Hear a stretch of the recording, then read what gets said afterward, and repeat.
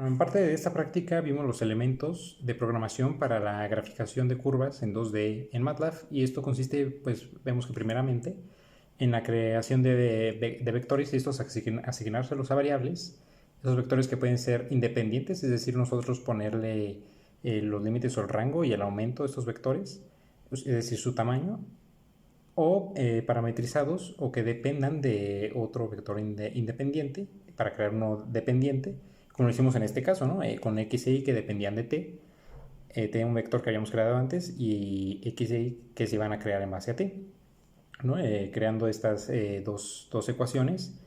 y posteriormente esta se puede graficar con la función predefinida de MATLAB llamada plot, ya sea el par ordenado de ya sea una independiente y una dependiente o de dos dependientes como lo hicimos en este caso, que graficamos pues x e y. De igual manera hay otras funciones en MATLAB que se incluyen para graficación 2D como son label para ponerle nombre a los ejes, title para ponerle el título a la gráfica, una especificación de hold on cuando queremos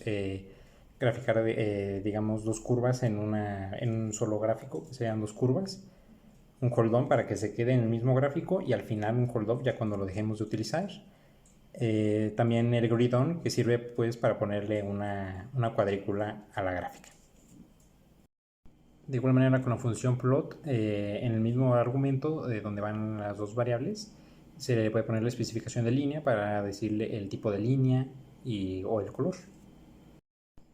Bueno, dentro de los aprendizajes, esta práctica se encuentra el aprender a crear y a graficar curvas paramétricas en 2D y en 3D. En 3D, pues particularmente utilizando la función predefinida de MATLAB Plot3, que nos servía pues para graficar las curvas paramétricas X e Y también graficar T en forma de una variable Z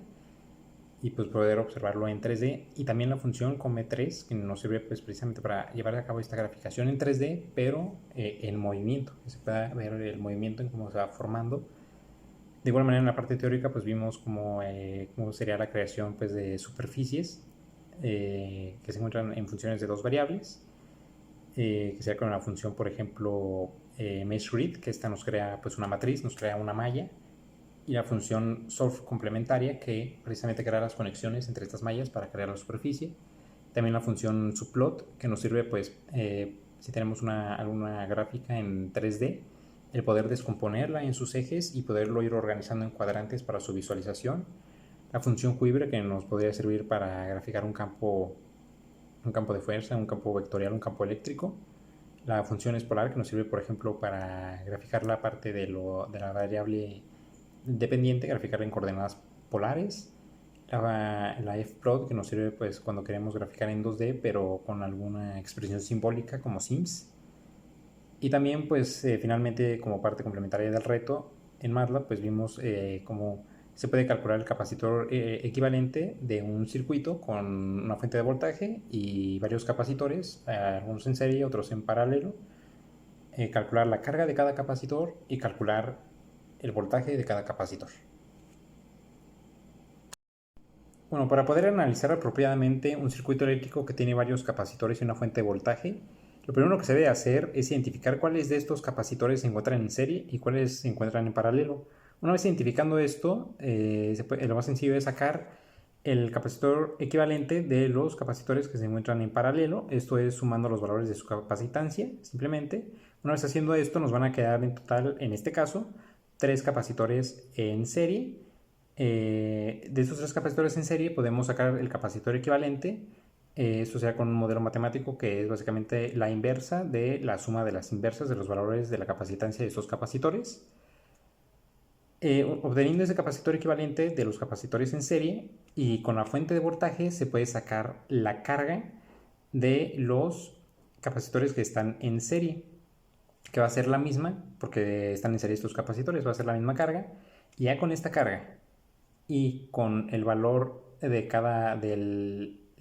el valor de la capacitancia de cada uno de estos capacitores, pues se puede sacar el voltaje de estos capacitores en serie. Posteriormente, lo que seguiría es, si tenemos el valor de la carga total del capacitor en serie que sacamos de los que estaban en paralelo, Y si tenemos el valor también del capacitor equivalente, podemos sacar el voltaje de este capacitor equivalente y que por lo tanto es el voltaje de los capacitores de los cuales está formado ese capacitor en serie, de los capacitores en paralelo. Y ya con ese voltaje se puede sacar la carga de cada capacitor utilizando el valor de su capacitancia. Y pues esta sería la manera de analizar para obtener los valores pues, de capacitores equivalentes, de cargas y de voltajes. La parte más importante pues, es considerar el modelo matemático de la capacitancia de un capacitor, que es capacitancia es igual a carga entre voltaje. Pues el tomar en cuenta este modelo matemático resulta de gran importancia. Así como mencioné al principio, pues el observar bien cuáles capacitores están en serie y cuáles en paralelo, ya que su análisis pues varía conforme a esto.